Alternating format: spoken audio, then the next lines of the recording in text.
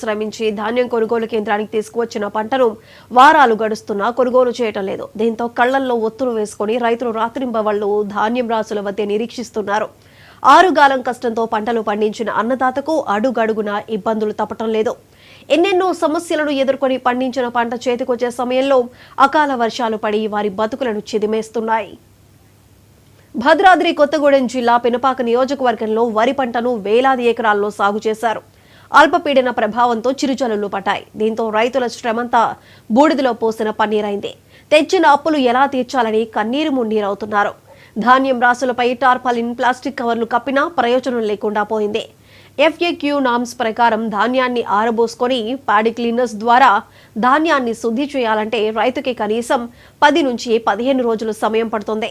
ప్రభుత్వం కనికరం చూపాలని వేడుకుంటున్నారు. ఎలాంటి మాయిశ్చర్ లేకుండా ధాన్యం కొనుగోలు చేయాలని రైతులు వేడుకుంటున్నారు. నిబంధనలు సడలించి ధాన్యాన్ని కొనుగోలు చేయాలని వేడుకుంటున్నారు.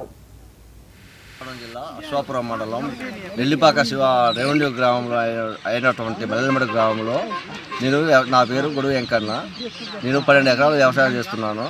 ఇప్పటికీ 270 బస్తాలు కాటాలైనాయి. ఇంకా 8 ఎకరాల ఒడ్లు ధాన్యం కేంద్రంలోకి వచ్చి ఉన్నాయి. కావున అకాల వర్షం వల్ల ధాన్యం తడిసిపోయింది. ఇప్పుడు నెల్లిపాక సొసైటీ వారు త్వరగా ధాన్యం కొనుగోలు చేయాలని రైతుల తరపున మేము కోరుకుంటున్నాం. గత 2 రోజులుగా వాతావరణంలో వచ్చిన మార్పులతో వస్తున్నటువంటి తుఫానులు, అకాల తుఫాను వల్ల రైతాంగం తీవ్ర ఇబ్బందులు ఎదుర్కొంటూ ఉంది. సొసైటీ సహకార బ్యాంకు ద్వారా ఏర్పాటు చేసినటువంటి ఈ కళ్ళంలో రైతులకు సరిపడిన టార్పాలిను పట్టాలు అందుబాటులో ఉంచకపోవటం, గత 3 రోజులుగా కాటాలు పెట్టడానికి బస్తాలు అందుబాటులో లేకపోవటం వల్ల ఈ వర్షానికి రైతులు తీవ్ర ఇబ్బందులు ఎదుర్కొంటూ ఉన్నారు.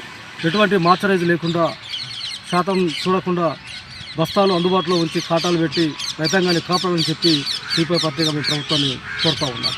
అదేవిధంగా రైస్ మిల్లర్లు ప్రభుత్వం మారినా రైస్ మిల్లర్ల దోపిడీ ఆగడాలు ఏమాత్రం తగ్గలేదు. ఈ ప్రభుత్వంలో కూడా మార్చరైజ్ పర్సంటేజ్ పేరుతోటి రైతులను బస్తాకి ఇన్ని కేజీలు కటింగ్ ఇవ్వాలని చెప్పి డిమాండ్ చేస్తూ అన్లోలు చేయకుండా రైతులు తీవ్ర ఇబ్బందులు ఎదుర్కొంటూ ఉన్నారు. దయచేసి పౌర సరఫరాల శాఖ మంత్రి ఉత్తమ్ కుమార్ రెడ్డి గారు వెంటనే స్పందించి రైస్ మిల్లర్లతో సంప్రదించి చర్చలు జరిపి రైతుల్ని కాపాడాలని చెప్పి డిమాండ్ చేస్తూ ఉన్నాం.